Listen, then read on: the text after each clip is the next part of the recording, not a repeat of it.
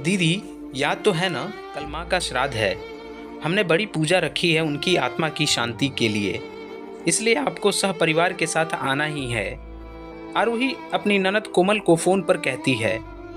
तभी कोमल उसकी भाभी को बोली, मैं नहीं आ सकती भाभी, आपको तो पता ही है कि उनको छुट्टी नहीं मिलेगी।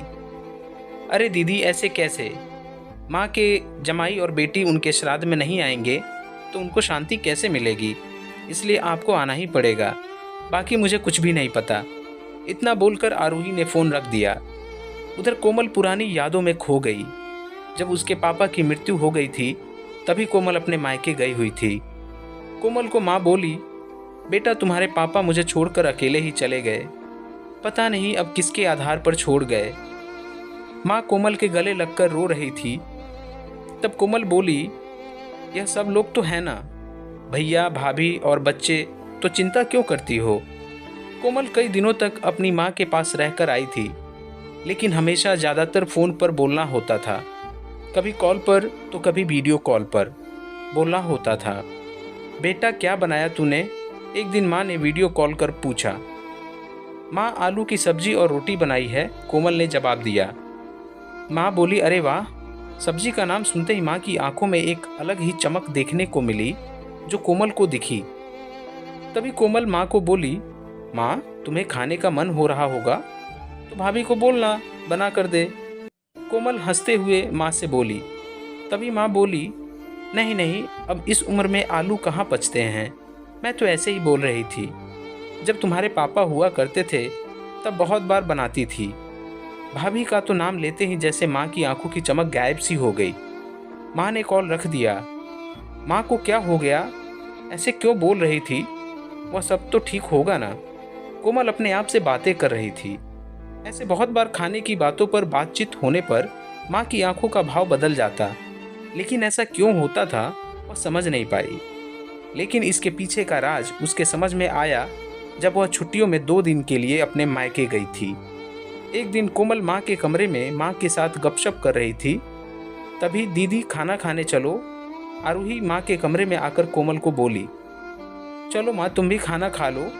कोमल उठते उठते बोली, अरे दीदी, नहीं नहीं, माँ को क्यों तकलीफ देना, वह यहीं पर खाना खा लेंगी, आप चलो। आरूही बोली, लेकिन भाभी, लेकिन कुछ नहीं दीदी, आप चलो, माँ के घुटनों में दर्द होता है, इसलिए माँ कमरे में ही खाना खाती हैं। आरूही स्पष्ट रूप से बोलती है, तो फिर भाभी मेरा भी खाना यहीं पर लाओ, हम दोनों साथ में खाना खाएंगे, ऐसे कोमल अपने भाभी को कहती है। इस पर आरूही कुछ नहीं बोल पाई, लेकिन कोमल को साफ तरीके से समझ में आ गया कि रूही को यह सब पसंद नहीं आया।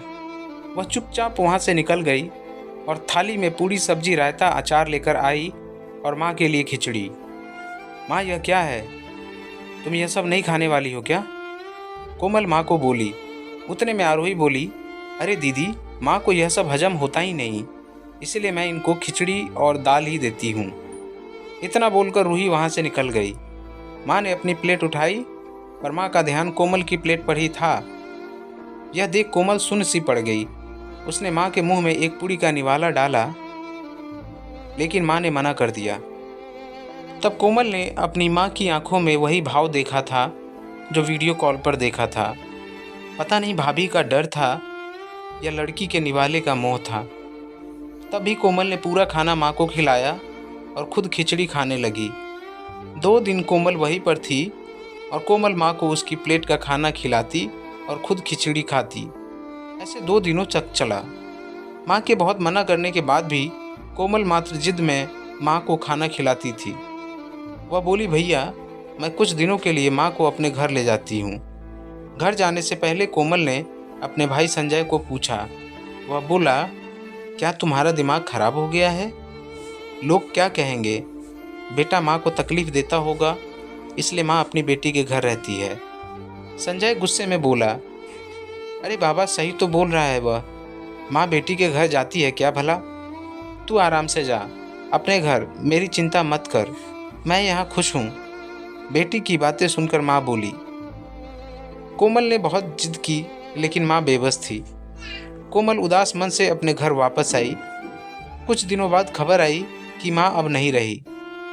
इस खबर ने सब कुछ खत्म कर दिया था। कोमल को पता था कि माँ कितनी तकलीफ से गुजरी, लेकिन माँ को दूसरा लड़का नहीं था बल्कि एक लड़की थी, इसलिए वह कुछ नहीं कर सकती थी। कोमल अकेले ही माँ के श्राद्ध में आई। आज माँ के श्राद्ध में 56 तरह के भोग बनाए गए। सब लोग मज़े से खा रहे थे। लोगों ने आरूही और संजय की वाहवाही करने में कोई कसर नहीं छोड़ी। दुनिया में सबसे अच्छा बेटा और सबसे अच्छी बहू कह रहे थे उन्हें।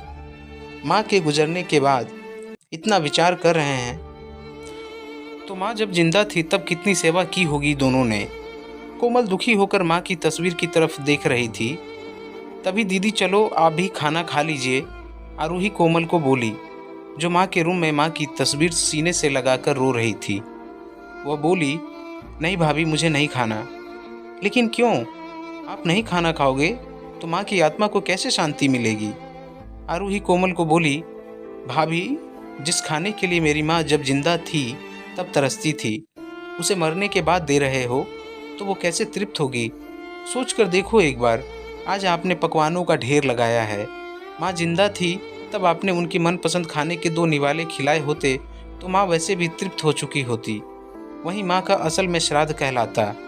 यह जो भी हो रहा है वह सिर्फ एक दिखावा है। इसकी वजह से माँ कैसे तृप्त हो जाएगी? और जो घर से मेरी माँ अतृप्त होकर चली गई है, उस घर से मैं कैसे खाना खा सकती हूँ भला? कोमल चिढ़कर रूही से बोली। तभी वहाँ पर संजय भी आ गया। भगवान की लाठी में आवाज़ नहीं होती है भैया भाभी, वो जब भी किसी पर पड़ती है ना, तब जख्म बहुत गहराई तक और ना भरने वाली होती है। आप भी तो 2 बच्चों के माता पिता हो, लेकिन मैं भगवान से दुआ ज़रूर करूँगी कि आप जब तक जिंदा हो तब तक आपको अतृप्त ना रखे। माँ ने तो अपना वनवास भोग कर कहीं नया जन्म लिया होगा, लेकिन आपकी ज़िंदगी बहुत बड़ी है। कोमल यह सब बोलकर माँ की तस्वीर लेकर चली गई। पीछे आरूही और संजय की गर्दन शर्म से झुक गई। दोस्तों, माँ बाप जिंदा है तब तक उनकी सेवा करना और उनकी हर इच्छा पूरी करना, वही उनका असली श्राद्ध होता है। उनकी मृत्यु के बाद कितने भी 56 भोग बनाएं, सब व्यर्थ है। दोस्तों, ये कहानी कैसी लगी हमें कमेंट करके ज़रूर बताएं। साथ ही चैनल पर नए हैं तो चैनल को सब्सक्राइब करें। धन्यवाद।